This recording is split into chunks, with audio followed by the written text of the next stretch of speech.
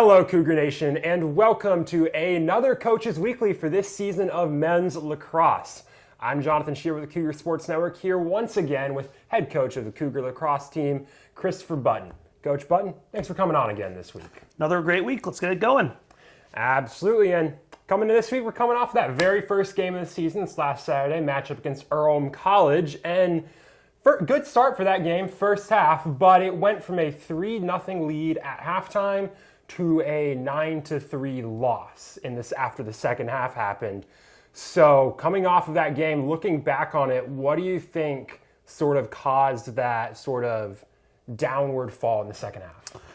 Yeah, obviously, first half was probably the best they've played in the last couple of years. You know, we had a lead for almost 15, 16 minutes, and I think we went into the locker room, and we talked about it last week, the inexperience of a lot of these guys. Yeah. So, a lot of these guys never played a college lacrosse game. So that's, first and foremost. And then now we're riding, the high, hey, we're great, this is awesome, the game's over, and unfortunately we had to play a whole second half. And we did not come out of the locker room.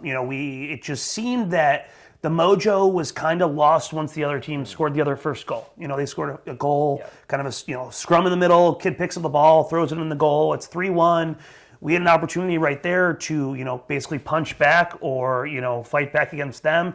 We didn't really. They scored another one probably 45 seconds later, and then a couple minutes later they scored again to make it 3-3. And I think at that point, a lot of our guys were like, oh, this isn't as easy as the first half was. I need to, press a little harder here. And I think, we had opportunities at 3-3. We hit the goalie in the chest. We hit, on a doorstop save, going in a kick save to keep it at 3-3. And then we turn it over. They come down 4-3. And at that point, I think the sale, was gone. Yeah. And guys really were like, now we're behind. We haven't been in this situation in the real game. What do we need to do to get out of that? And I think, it comes from the inexperienced, and leaving that game, a lot of guys we left plays on the field. Yeah. So coming off that game, obviously there's a lot of things to see that went wrong that you could do better at. But what would you say was sort of the biggest positive takeaway you saw this last Saturday? Both our goal scorers, Saba as well as, Henry Hayes, both scored their first career goals. Saba was a defenseman the last 2 years, and now he's playing offense. So, that's kind of a cool opportunity for him to score a goal in his first actual game. Yeah. And I think, that went really well. Again, we ran a system well in the first half. The other team made kind of adjustments. We kind of adjusted on the fly with that, and it kind of, we were out of sorts a little bit because we hadn't practiced a few things that they were doing. And that kind of changed. But, overall, I think the game plan in the first half was great. And like most teams in the country, if you only play one half, the records probably be better than they are now. And I think a lot of the momentum we had from that first half we carried into this week. We kind of took a step back after the game and we're like, what went well? What did we do well? There's no sense in dwelling on the loss. It comes, it goes, let's move on. There's nothing we can do. But what can we do for this coming game, against Anderson, which, is another competitive game for us. Yeah. So I think there was a lot of things doing well. I do also think that the jitters got to a few kids. Okay. I think that was definitely a factor.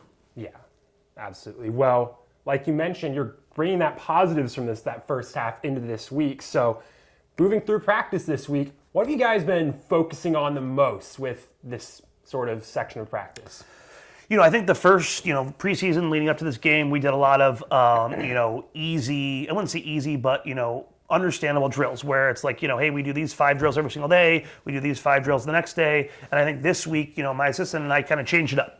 Okay. So we did different drills. We did, we'd make the guys do, 20 minutes of conditioning and then 20 seconds of conditioning and then do a drill. Where in the past we would just do the drill.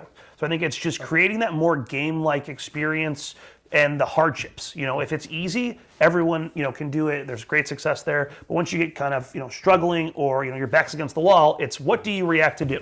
And I think, we talked about last week is we got to build each week, each game to get better. Yeah. And this week, I feel like yesterday was one of our best practices the whole year. Guys were grinding, guys were hitting. When offense would score, the defense was like, why did they score?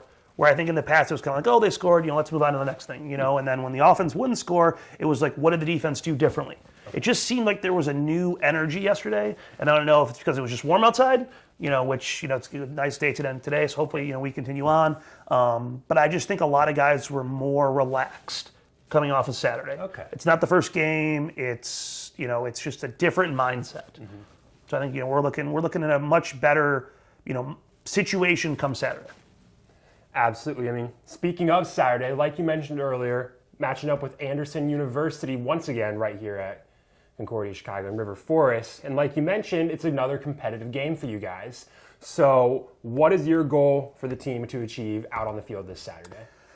I think, as we said, the best start in a game they've had in the last 2 years.